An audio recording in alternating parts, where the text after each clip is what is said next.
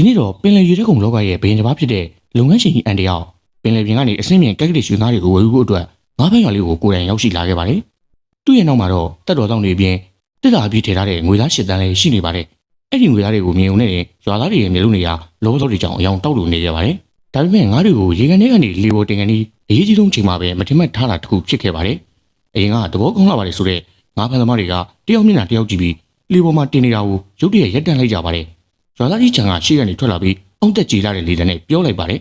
ခဏလေးဥက္ကဋ္ဌဒီသေးနဲ့တော့ငါတို့ငါးတွေကိုလေပေါ်မတင်နိုင်သေးဘူးဗျအဲ့ဒီလိုနဲ့ဥက္ကဋ္ဌအန်ကမျက်လုံးတစ်ချက်ပင်ပြီးအေးစေးစေးပဲမေးလိုက်ပါတယ်ချန်ဒါကဘာသဘောလဲငါတို့ဖြူမဲတေချာလက်မှတ်ထိုးထားတဲ့စာချုပ်ရှိရဲ့ဒီနေ့ကငွေသားပြည့်ချီပြီးငါထိုးရမယ့်ရက်လေမင်းတို့ကစာချုပ်ဖြတ်မလို့လားအဲ့ဒီအချိန်မှာပဲလူကြီးကြားတဲ့ကနေကုန်းကြီးဝတ်ထားတဲ့လူငယ်တစ်ယောက်စမကြကြနဲ့ထွက်လာပါတယ်သူကတော့မြို့ပေါ်ကနိုင်ငံခြားကုမ္ပဏီတစ်ခုမှာဥပဒေအကြံပေးလုပ်နေတယ်ဆိုတဲ့ချန်ရဲ့တူစူရန်ပဲဖြစ်ပါတယ်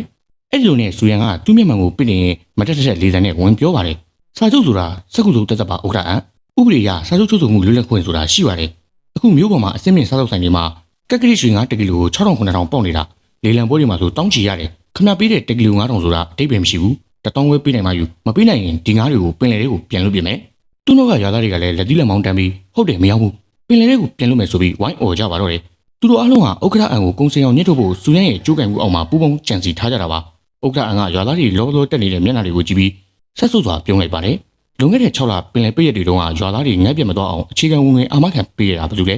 ဲဒီစိတ်ကန်းနဲ့မုံတန်းနိုင်ငံငါးမွေးကန်တွေကိုတင်းကြီးအကုန်ကန်ပြီးစောက်ပေးခဲ့တာဘာလို့လဲအဲ့ဒီလိုနဲ့ဥက္ကဋ္ဌအန်ကခေါင်းခါလိုက်ပြီးသူ့ရဲ့လက်ထောက်လင်းဆောင်ကိုဖုံးဆက်လိုက်ပါတယ်လင်းဆောင်ငါတို့ပိုင်တဲ့အေးကန်စနစ်နဲ့ဒီစိတ်ကန်းကလျှက်စင်ပြီးအလုံးကိုကုချက်ချင်းဖျက်ထောက်ပစ်လိုက်သားတွေကတော့ဥက္ကဋ္ဌအန်ကောင်းကောင်းထွက်သွားတာကိုကြည့်ပြီးသူတို့နိုင်ပြီးအမှန်နဲ့အောင်ဝက်ကန်အော်ဟစ်ချင်းခဲ့ကြပါတယ်ဒါပေမဲ့ရွာတွေကရိုးသားတဲ့ငါးဖမ်းသမားလေးအာရွှေတယောက်ပဲအန်ရဲ့နှုတ်ကိုပြေးလိုက်သွားပြီးဥက္ကဋ္ဌအန်ကျွန်တော်ငါးတွေကိုတော့အရင်စာချုပ်အတိုင်းပဲဈေးအောင်လည်းပဲရောင်းပါရစေအဲ့ဒီလိုတောင်းပန်လာခဲ့ပါတယ်ဥက္ကဋ္ဌအန်ကလည်းသဘောတူပြီးအာရွှေရဲ့ငါးတွေကိုအကုန်လုံးဝယ်ယူလိုက်ပါတော့တယ်နောက်တနေ့မနက်ခင်းမှာတော့ငါးဖမ်းစိတ်ကန်းတစ်ခုလုံးစီကားနေပါတယ်စုရန်ကရွှေစဲကျိုးကြီးတောက်တောက်ပြောင်ပြောင်နဲ့အဝယ်တော်လုပ်ငန်းရှင်ဝမ်ဆိုတဲ့သူကိုခေါ်လာခဲ့တာပါဝမ်ကလူချမ်းသာထားနဲ့ကားပေါ်ကဆင်းလာပြီးငါကတော့စီးပွားရေးလုပ်ရင်အဖြောင်လုံးမယ်1ကီလိုကို3000ပေးမယ်ငွေသားအစင်သိမယ်အဲ့ဒီလိုပြောလိုက်တဲ့အခါရွာသားတွေကအန်ပေးရတဲ့ဈေးပူရတယ်ဆိုပြီးဝမ်းသာအားရဖြစ်ကုန်ကြပါတယ်ဒါပေမဲ့ဝမ်ကငါးတွေကိုစစ်ဆေးဖို့ရေကန်သားကိုတွားကြည့်လိုက်တဲ့အခါမှာတော့မျက်နှာတစ်ခုလုံးပြတ်သွားပါတော့တယ်ရေကန်ထဲမှာရှိသမျှကက်ကလေးရွှေငါးတွေကအသက်မရှိတော့ပဲဘိုက်ကလေးတွေလမ်းပြီးရေပေါ်မှာပေါ်လို့ပေါ်နေကြပါပြီဟုတ်ပါတယ်လွန်ခဲ့တဲ့ညကဥက္ကဋ္ဌအန်လျှက်စစ်မီဖြတ်သွားခဲ့တာကြောင့်အောက်ဆီဂျင်များပဲငါးတွေအကုန်လုံးတေကုန်ကြတာပါစုရန်ကဒေါသတကြီးနဲ့အန်စီကိုပြေးလာပြီးမင်းဒါတမင်တက်တက်ရုံမာတာပဲငါတို့စီးပွားရေးကိုဖျက်ဆီးတာအဲ့ဒီလိုអော်ပါတော့တယ်ဒီကန်ကငါးပစံနဲ့စောက်တာလျှက်စစ်ခောက်ကိုလည်းငါပဲပြီးထားတာငါပစ္စည်းကိုငါပိတ်တာဥပဒေကဘာမှမမှားဘူးလေမင်းပဲစာချုပ်လွတ်လပ်ခွင့်အကြောင်းပြောခဲ့တာမဟုတ်ဘူးလားအဲ့ဒီလိုပြောပြီးတံမြန်ခြေပလိုက်ပါတယ်အဲ့ဒီချိန်မှာပဲအာရွှေကသူ့ရဲ့ငါးတက်တာကိုတည်လာပါတယ်ထင်မှတ်မထောက်တာပဲအာရွှေရဲ့ငါးတွေကတော့အသက်ရှင်ပြီးတစ်ဖက်ဖက်နဲ့ခုန်နေကြတော့မှရွာသားတွေကအံ့ဩပြီးမေးကြတဲ့အခါအာရွှေကလွန်ခဲ့တဲ့ညကဥက္ကဋ္ဌအန်မိဖက်မဲ့ကြားကလေးကငါးတွေကိုပင်လယ်နယ်ထဲကငါးအိမ်တွေကြိုရှိထားတာလေအဲ့ဒီမှာရေစီးသိမှုရှိတော့ငါးတွေမုံမသေးဘူးအဲ့ဒီလိုဖြေလိုက်ပါတယ်ဥက္ကဋ္ဌအန်ကအာရွှေကိုကြည့်ပြီးငွေသားငါးသိန်းကိုရွာသားတွေမျက်စိရှိမှရင်ချက်ချင်းရေတွက်ပေးလိုက်ပါတယ်ရွာသားတွေကကိုလိုဝကြောင့်ကိုငါးတွေတေုံနေမှာကပဲအာရွှေငွေလူကြီးရသားတာကိုကြည့်ပြီးမနာလိုသိနဲ့ရင်ကျိုးမတက်ခံစားလိုက်ကြရပါတယ်ဒီလိုနဲ့လုပ်ငန်းရှင်ဝန်ကလည်းငါးတွေကိုမွေဘူးဆိုပြီးကားမောင်းထွက်သွားတဲ့အတွက်ရွာသားကြီးချန်ဟာမြေကြီးပေါ်မှာတူးထုတ်လဲကြပြီးငါးတွေကိုဖတ်ခါငိုကြွေးပါတော့တယ်အဲ့ဒီလိုနဲ့မုံတိုင်းတန်ကြောင်ပျက်စီးလူတွေပါဖြစ်နေတဲ့ငါးဖမ်းရွာလေးကိုကယ်တင်မှုလုပ်ငန်းရှင်ဝန်ကနောက်တစ်ချိန်ဤပညာရှင်တွေကိုအေးကန်းဆက်တွေနဲ့အတူပြန်ရောက်လာပါတယ်သူတို့ကအံ့ရဲ့ဆက်တွေမှာပါပဲငါးတွေကိုပြန်မွေးဖို့ကြိုးစားကြတာပါဒါပေမဲ့ဝမ်ရဲ့ဆက်တွေကအံ့ရဲ့ငါးကန်တွေထဲမှာတက်ဆင်လိုက်တဲ့အခါဆက်တွေကအချက်ပေးတဲ့နေကြေလောင်လာမိလာပါတော့တယ်ဤပညာရှင်တွေကချွေးပြန်ပြီးပြောပါတယ်ထာနာမှုဒီငါးကန်တွေရဲ့စနစ်ကအထူးတဆိုင်မှုကျွန်တော်တို့ဆက်တွေနဲ့လုံးဝလွဲနေပါတယ်အတင်းမြင့်ပြီးတဲ့ရင်ကန်တွေပါပေါက်ပြပြီးငါးတွေအကုန်ထပ်ပြီးတိတ်ကုန်လိမ့်မယ်ဝမ်ကအံ့ကိုကြည့်ပြီးဥက္ကဋ္ဌအန်ခမရဆက်တွေကိုငါ့ကိုငားပါဘူးဈေးကြိုက်တဲ့လောက်တောင်းအဲ့ဒီလိုပြောပေမဲ့အန်ကပြက်ပြက်သားသားညင်းဆူလိုက်ပါတယ်ဝမ်ကဒေါသတက်ပြီးဒါနီးပညာပိုင်စိုးမှုပဲငါခမရကိုတရားစွဲမယ်လို့ချင်းချောက်လိုက်တဲ့အချိန်မှာပဲဒေါဖနက်တန်ပြင်းပြင်းနဲ့အတူလက်ထောက်နှင်းဆောင်ကအစင်းမြင့်ကားမေးကြီးပေါ်ကနေဆင်းလာပြီးစားစာတန်းအထူကြီးတစ်ထုပ်ကိုစုရံနဲ့ဝမ်တို့ရဲ့ရှေ့ကိုပြစ်ချလိုက်ပါတယ်ဘယ်သူကတရားစွဲမှာလဲဒါကျမတို့ကုမ္ပဏီရဲ့စိုက်ပျိုးမှုမြူရေးနည်းပညာမူပိုင်ခွင့်စာရေးစာတမ်းပေါင်း129ဆောင်ပဲဒီရွာကစိတ်ကန်းရောရေအုပ်စနစ်ရောအကုန်လုံးကိုဝန်ကြီးဌာနကကျမတို့ကုမ္ပဏီကိုတရားဝင်အသုံးပြုခွင့်ပေးထားတာအဲ့လိုနဲ့စုရံကဥပဒေကြောင်းအရထပ်မံငင်းကုန်မှုကြိုးစားပေမဲ့လင်းဆောင်ကတရားပြုံးပြုံးပြီးစုရံရှင်ကနိုင်ငံခြားကုမ္ပဏီရဲ့ဥပဒေကြံပေးဟုတ်တယ်မလားဒါဆိုမူပိုင်ခွင့်ဥပဒေကိုသိရမှာပေါ့ရှင်တို့စာချုပ်ချုပ်တုံးကဘာလို့မကန့်ကွက်ပဲအခုမှစာချုပ်ဖောက်ပြပြီးမတရားဘူးလို့လာဝင်နေတာလေစုရံတရားစကားတစ်ခုမှပြန်မပြောနိုင်ပဲစွန့်ရတော့ပါတော့တယ်ဒါလည်းမကလေးပါဘူးလင်းဆောင်ကအံ့ကိုနောက်ထပ်စီရင်ခံစာတစ်ခုကိုပေးပါတယ်အဲ့ဒါကတော့လုပ်ငန်းရှင်ဝန်ဟာငါးတွေကိုဓာတုဆေးသိမ့်ပြီးငါးချိန်ပြည့်လိန်လည်ရောင်းချတတ်တဲ့ နမီးပြရာဇဝတ်ကောင်ဟောင်းဖြစ်ကြောင်းစုံစမ်းတွေ့ရှိချက်ပဲဖြစ်ပါတယ်ဥက္ကဋ္ဌအန်ကအရာရာကိုကြိုတင်တွက်ချက်ပြီးသားမို့သူတို့တွေဘလို့မှရုံးမထွက်နိုင်တော့ပါဘူးရွာတွေကငါးတွေအားလုံးပုတ်စော်လေးနံကုန်ပြီးရွာသားတွေကဗန်ကျွေးတွေကြောင့်လမ်းဘေးရောက်တော့မယ့်အခြေအနေကိုဖြစ်လာပါတော့တယ်သူတို့တွေအန်ရဲ့ကုမ္ပဏီရှိမှလာရောက်ဆန္ဒပြကြပေမဲ့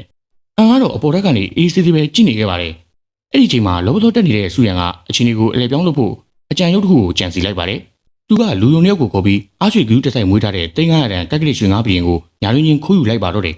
နောက်တစ်နေ့ညမှာတော့မြို့ပေါ်မှာအစစ်မြင့်ဆုံးဟိုတယ်ကြီးမှာရွှေတက်ကုံလေးလံပွဲကြီးကျင်းပနေပါတယ်လေးလံပွဲမှာလူကုန်တန်းတွေစားလို့ဆိုင်ပိုင်ရှင်တွေစုံလင်နေပြီးဥက္ကဋ္ဌအန်ကတော့ VMB ခန်းထဲကနေကလကနောက်ကနေကြည့်နေပါတယ်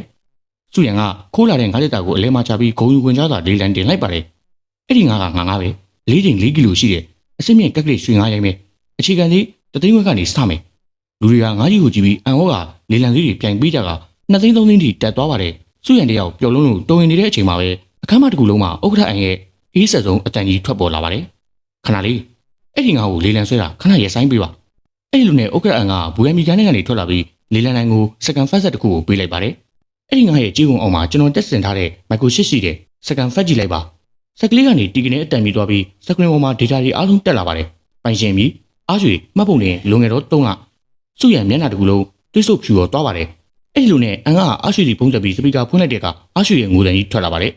်ဥက္ကဋ္ဌအန်ကျွန်တော်ငါးပင်ကြီးမင်းညကအခုခံလိုက်ရလို့ရဲစခန်းမှာတိုင်ရောက်ခွင့်ကိုလုပ်နေတာပါခမ်းမတစ်ခုလုံးဝန်းရင်းကျသွားပြီးကမောက်ကမဖြစ်သွားပြီ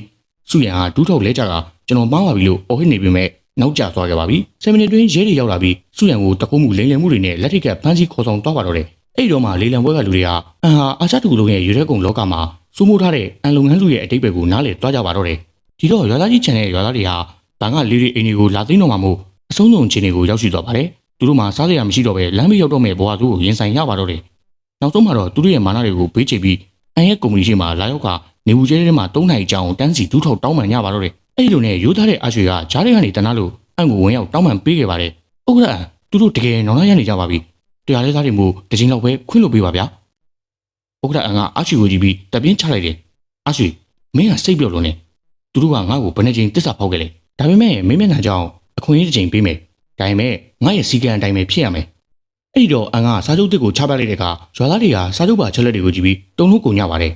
ဒီနေ့ကစားပြီးမင်းတို့လွတ်လပ်တဲ့ငါးဖမ်းသမားတွေမဟုတ်တော့ဘူးငါကုမ္ပဏီရဲ့အောက်ခြေဝန်ထမ်းတွေပဲငါတို့ရဲ့ဝင်ငွေ80%ကိုငါယူမယ်မင်းတို့က20%ပဲရမယ်ပြီးတော့မင်းတို့ရဲ့လေတွေကန်တွေကိုငါ့မိပေါင်းနဲ့ပြောင်းရမယ်ငါဆန်တုံးတိုင်းမွေးမြူရမယ်မကြိုက်ရင်လက်မှတ်မထိုးနဲ့ဒီတော့ရွာသားငယ်တယောက်ကဒေါသလေးကြီးနဲ့ဒါငါတို့ကိုကျွံပြူတာပဲမတရားဘူးလို့អော်ပြီးထွက်သွားပြီမဲ့ရွာသားကြီးချန်ကတော့မျက်ရည်တွေစီးကြရင်ငါတို့ရဲ့လောဘကြောင့်ငါတို့ဒီဘဝရောက်တာအခုချိန်မှာ20%ရတာတောင်အသက်ဆက်လို့ရသေးတယ်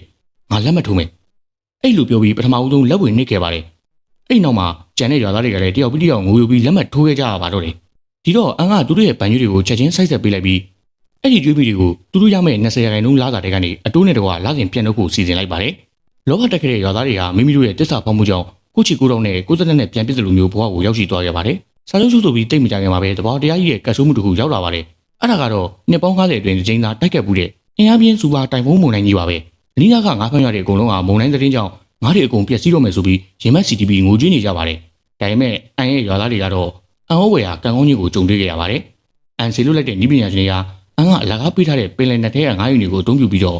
ငါးတွေကိုရေအောင်မီတာများများထိအလိုလျောက်မြုံနှံပေးလိုက်ပါတယ်အဲ့ဒီငါးယူတွေကမုန်တိုင်းတွေကိုခံနေရရှိအောင်အထူးပြုလုပ်ထားတာမို့ပင်လယ်ပြင်မှာလိုင်းကြည့်ပေမဲ့ရေအောက်ထဲမှာအေးဆေးငြိမ်သက်နေခဲ့တာပါမုန်တိုင်းတက်ခဲ့ပြီးနောက်တစ်နေ့မှာတော့အနီးနားကရွာတွေရဲ့ငါးမွေးကန်တွေလေတွေအားလုံးအဆန်းနာရှာမရအောင်ပျက်စီးသွားခဲ့ပေမဲ့အန်ရဲ့ငါးဖမ်းရွာလေးကငါးတွေကတော့ရေကန်ထဲမှာအရှင်လက်လက်ဖြတ်ဖြတ်ခုန်နေရတော့မှာပဲရွာသားတွေကဝမ်းသာလွန်းလို့အန်ရဲ့ချင်းမှာဒူးထောက်ပြီးဥက္ကဋ္ဌအန်ဟာငါတို့ရွာရဲ့ကယ်တင်ရှင်ကြီးပါပဲလို့အော်ဟစ်ငိုကြွေးကြပါတော့တယ်အဲ့ဒီလိုနဲ့အနီးနားရွာကရွာလူကြီးတွေကလည်းအန်ရဲ့နေပညာကိုအားကြပြီးသူတို့မှကြံရှိတဲ့ငါးရည်တွေကိုတရက်ကိုငွေသား1000လုံးနဲ့လာရောက်ငါးရမ်းကြပါတော့တယ်အန်ဟာမုန်တိုင်းကြားတဲ့ကနေစီးပွားရေးအဆမတန်တိုးချဲ့နိုင်ခဲ့ပါတယ်စုရန်ကထောင်ထဲကနေရှိနေကြပြီးအန်ကိုမတရားလုပ်သမားခေါင်းပုံဖြတ်မှုနဲ့ထပ်မံတရားစွဲဖို့ကြိုးစားခဲ့သေးပေမဲ့တရားရုံးမှာဥက္ကဋ္ဌအန်ကသူတို့ရွာမှာယင်းနှိမ့်မြုံနှံထားတဲ့တိမ်မုံများစွာလာသောတပ်တွေရဲ့ရွာသားတွေကိုယ်တိုင်စန္ဒလေးကိုလက်မှတ်ထိုးထားတဲ့ဗီဒီယိုဖိုင်တွေကိုချပလိုက်တဲ့အခါမှာတော့တရားသူကြီးကအန်ရဲ့ဘက်ကနေတရားဝင်အနိုင်ပေးလိုက်ပါတော့တယ်စုရန်ကတော့သူ့ရဲ့အရင်ပြင်းမှုဟောင်းတွေဖြစ်တဲ့အစိတ်ခတ်မှုတကိုးမှုတွေပါအကုန်ပေါ်သွားတာကြောင့်ထောင်ဒဏ်နှစ်စီထပ်မံကြခံခြင်းကိုခံလိုက်ရပါတော့တယ်ဇလန်းလေးရဲ့ဆုံးသက်မှာတော့ကျေးဇူးကမ်းခဲ့တဲ့ရွာသားတွေကအန်ရဲ့စီကံအောင်မှာပြပြဝဲနာခံရမယ့်ဘဝကိုရောက်ရှိသွားခဲ့ပြီးဥက္ကဋ္ဌအန်ကတော့လင်းချောင်ပေးခဲ့တဲ့တန်းကားလက်တန်းအစင်းမြင့်မီချီလင်စားလောက်တိုင်ကြီးရဲ့ကန်ထိုက်စာချုပ်ကိုကင်ဆောင်ရင်းပင်လယ်မြင်းငူကြီးကလောကကြီးရဲ့အမြင့်ဆုံးနေရာကနေအောင်နိုင်လူအပြုံးနဲ့ဇလန်းလေးကိုပြီးပြည့်စုံစွာညီကုန်းချုပ်လိုက်ပါတော့တယ်အားလုံးပဲကျေးဇူးပါနောက်ဗီဒီယိုများမှာပြန်လည်ဆုံတွေ့ကြပါမယ်